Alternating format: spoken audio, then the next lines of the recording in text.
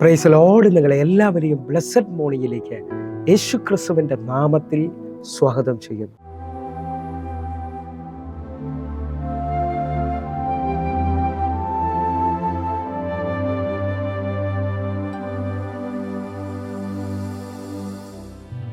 മരണത്തെ ജയിച്ചവനേ, അങ്ങേ ആരാധിക്കുന്നു ഞങ്ങൾ. പാതാളം ജയിച്ചവനേ, അങ്ങേ ആരാധിക്കുന്നു ഞങ്ങൾ. ഉയർത്തെഴുന്നേറ്റവനേ,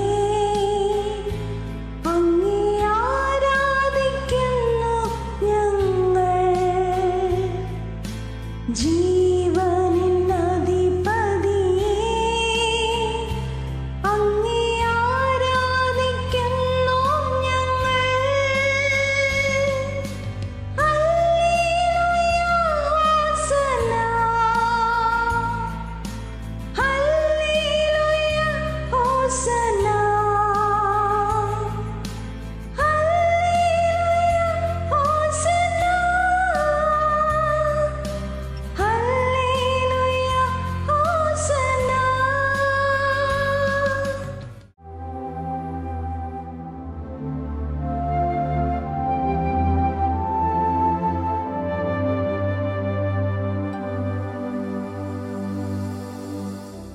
പ്രിയരെ, അനുഗ്രഹിക്കപ്പെട്ട ഒരു പ്രഭാതം കൂടെ നമ്മുടെ ജീവിതത്തിൽ അനുവദിച്ചു തന്ന വലിയവനായ ദൈവത്തെ നമുക്ക് ഒരുമിച്ച് ചേർന്ന് നന്ദി പറയാം.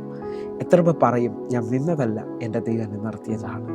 ഒന്നുകൂടെ പറഞ്ഞു കഴിഞ്ഞാൽ 2024 ഓഗസ്റ്റ് മാസം 24 തീയതി വരെയും എന്നെയും എൻ്റെ കുടുംബത്തെയും കണ്ണിലെ കൃഷ്ണമണി പോലെ സൂക്ഷിക്കുകയും വിടുവിക്കുകയും ചെയ്ത വലിയവനായ ദൈവത്തിന് നന്ദി പറഞ്ഞുകൊണ്ട് ഈ പ്രഭാത ചിന്തയിലേക്ക് നമുക്ക് ഒരുമിച്ച് അടുത്തു വരാം. അധികം നല്ലതിനെ എങ്ങനെ പ്രാപിക്കാം? പ്രിയരെ, പ്രാരംഭവാക്യത്തിലേക്ക് എബ്രായർക്ക് എഴുതിയ ലേഖനം 11 അധ്യായം അതിൻ്റെ 15-16 വാക്യങ്ങളിലേക്ക്. അവർ വിട്ടുപോയതിനെ ഓർത്തു എങ്കിൽ മടങ്ങിപ്പോകുവാൻ ഇടയുണ്ടായിരുന്നുവല്ലോ. 16 വാക്യം. അവരോ അധികം നല്ലതിനെ, സ്വർഗീയമായതിനെ തന്നെ കാംക്ഷിച്ചിരുന്നു. ആകയാൽ ദൈവം അവരുടെ ദൈവം എന്ന് വിളിക്കപ്പെടുവാൻ ലജ്ജിക്കുന്നില്ല. അവൻ അവർക്കായി ഒരു നഗരം ഒരുക്കിയിരിക്കുന്നുവല്ലോ. പ്രിയരെ, ഈ പ്രഭാതത്തിൽ ദൈവം നമ്മോട് ഇടപെട്ട അനുഗ്രഹിക്കപ്പെട്ട വചനങ്ങൾക്കായി നമുക്ക് ഒരുമിച്ച് ചേർന്ന് ദൈവത്തിന് നന്ദി പറയാം.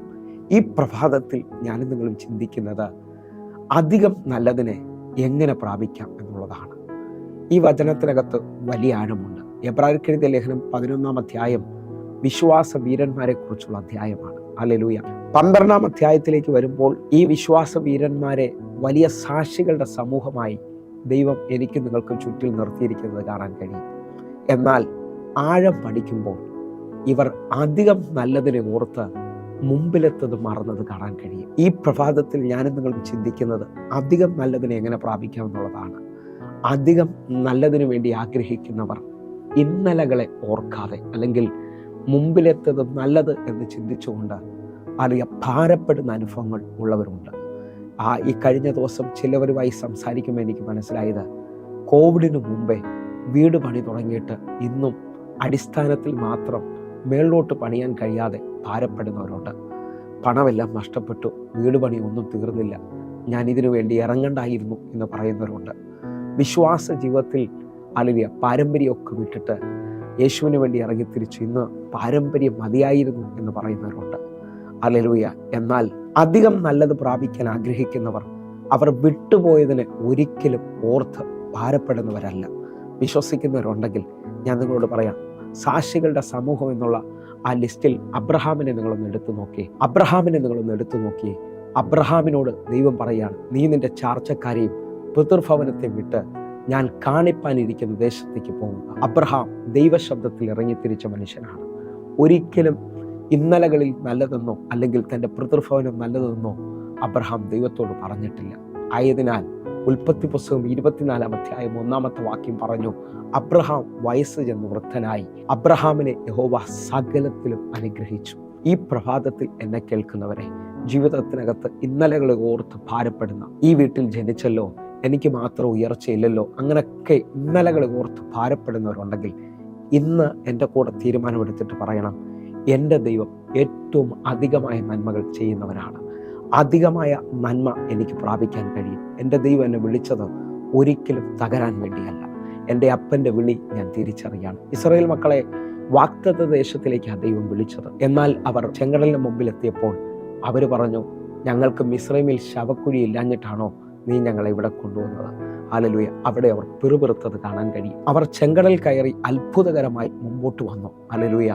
അവരുടെ ജീവിതത്തിൽ വലിയ അത്ഭുതങ്ങൾ സംഭവിച്ചു കഴിഞ്ഞപ്പോൾ അവർ ഇറച്ചിയില്ല എന്ന് പറഞ്ഞുകൊണ്ട് പിറുപിറുത്തു. ഞങ്ങൾക്ക് മുമ്പേ ഇറച്ചി ലഭിക്കുമായിരുന്നു, ഇപ്പോൾ ഞങ്ങൾക്ക് ആഹാരം ലഭിക്കുന്നില്ല എന്ന് പറഞ്ഞുകൊണ്ട് അവർ ഇന്നലകളെ ഓർത്ത് അവർ പരാതിപ്പെട്ടു, അവർ പിറുപിറുത്തതായി കാണാൻ കഴിയുന്നു.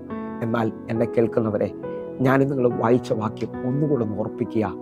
എബ്രായ ലേഖനം 11 അധ്യായം അതിൻ്റെ 16 വാക്യം. അവരോ അധികം നല്ലതിനെ, സ്വർഗീയമായതിനെ തന്നെ കാംക്ഷിച്ചിരുന്നു. ആകയാൽ ദൈവം അവരുടെ ദൈവം എന്ന് വിളിക്കപ്പെടുവാൻ ലജ്ജിക്കുന്നില്ല. അവൻ അവർക്കായി ഒരു നഗരം ഒരുക്കിയിരിക്കുന്നുവല്ലോ. ഈ വാക്യത്തിനകത്ത് ഒത്തിരി ആഴങ്ങളുണ്ട് കേട്ടോ. കർത്താവ് എനിക്കും നിങ്ങൾക്കും വേണ്ടി ഒരു നിത്യഭവനം ഒരുക്കിയിട്ടുണ്ടെന്നും നിത്യതയ്ക്ക് വേണ്ടിയാണ് ഞാൻ നിങ്ങൾ യാത്ര ചെയ്യുന്നതൊക്കെയുള്ള ആഴങ്ങൾ ഈ വചനത്തിനകത്തുണ്ട്. എന്നെ ശ്രദ്ധിക്കുന്നവരെ, ഇന്നലത്തെ വേദനകളോ ഇന്നലത്തെ ആ വലിപ്പവും ഒന്നും കാണാതെ എൻ്റെ ദൈവം എനിക്ക് വേണ്ടി ഏറ്റവും നല്ലത് കരുതിയിട്ടുണ്ട് എന്ന് പറഞ്ഞുകൊണ്ട് മുമ്പോട്ട് അധികം നല്ലതിനെ കാംക്ഷിച്ചാട്ടെ. നിത്യജീവനിലേക്ക് അല്ലെങ്കിൽ നിത്യതയിലേക്ക് നോക്കിക്കൊണ്ട് നമ്മുടെ ഓട്ടം മൂടി നമുക്ക് തികയ്ക്കാൻ കഴിയും.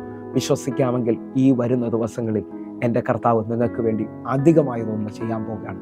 ഏറ്റവും നല്ലത് ചെയ്യാൻ പോവുകയാണ്. ഒരിക്കലും ഇറങ്ങിത്തിരിച്ചിട്ട് പിന്നിലോട്ട് നോക്കരുത്. അല്ലെങ്കിൽ ലോത്തിന്റെ ഭാര്യയെപ്പോലെ പിന്നിലേക്ക് നോക്കരുത്. മുമ്പിലേക്ക് നോക്കി ഓട്ടം തികയ്ക്കാൻ തയ്യാറാകണം. ഈ പ്രഭാതത്തിൽ നമുക്ക് ഒരുമിച്ച് തീരുമാനമെടുക്കാം. അധികം നല്ലതിനെ പ്രാപിക്കാം. അല്ലെങ്കിൽ ഒന്ന് എഴുന്നേക്കാൻ, ഹല്ലേലൂയ, കർത്താവിന് വേണ്ടി പ്രവർത്തിക്കാൻ തയ്യാറാകട്ടെ. എങ്കിൽ നമുക്ക് ഒരുമിച്ച് പ്രാർത്ഥിക്കാം. ഹല്ലേലൂയ. കണ്ണുകൾ അടച്ച്, ഞങ്ങളെ സ്നേഹിക്കുന്ന ഞങ്ങളുടെ നല്ല കർത്താവേ, ഈ പ്രഭാതത്തിൽ അധികം നല്ലതിലേക്ക് ഞങ്ങൾ കാലുവെക്കുന്നു. ഞങ്ങൾ ദീർഘദൂരം അധികം നല്ലതിന് വേണ്ടി ഓടുകയാണ്. കർത്താവേ, അങ്ങ് ഞങ്ങൾക്ക് വേണ്ടി വെച്ചിരിക്കുന്നത്, കരുതിയിരിക്കുന്നത് ഏറ്റവും നല്ലതാണല്ലോ അപ്പാ. ഈ മക്കളെ അനുഗ്രഹിച്ചതിനായി സ്തോത്രം. ഇവരുടെ വിഷമങ്ങൾ, വേദനകൾ മാറ്റിയതിനായി നന്ദി. കർത്താവിൻ്റെ കര ഇവർക്ക് വേണ്ടി വെളിപ്പെട്ടതിനായി സ്തോത്രം. യേശുവിൻ നാമത്തിൽ ഞങ്ങൾ പ്രാർത്ഥിക്കുന്നു. ആമേൻ, ആമേൻ. പ്രിയരെ, പ്രഭാത സന്ദേശം നിങ്ങൾക്ക് അനുഗ്രഹമാകുന്നുവെങ്കിൽ നിങ്ങൾ നമ്മുടെ യൂട്യൂബ് ചാനൽ സബ്സ്ക്രൈബ് ചെയ്യും, ഫേസ്ബുക്കിലേക്ക് നിങ്ങൾ ജോയിൻ ചെയ്യുകയും ചെയ്യണമെന്ന് ഓർപ്പിക്കുന്നു. അതേപോലെ തന്നെ എല്ലാ ദിവസവും ഇന്ത്യൻ സമയം വൈകിട്ട് 6 മണിക്ക് നമുക്ക് സൂമിൽ ആരാധന നടക്കുന്നു. അനേകായിരങ്ങൾക്ക് അത് വിടുതലായി തീർന്നിട്ടുണ്ട്. നിങ്ങളെയും ക്ഷണിക്കുന്നു, നിങ്ങൾ കടന്നു വരണം. പ്രിയരെ, അടുത്ത ദിവസം കാണും വരെയും സ്വർഗത്തിലെ ദൈവം നിങ്ങളെ അനുഗ്രഹിക്കട്ടെ. God bless you. ആമേൻ.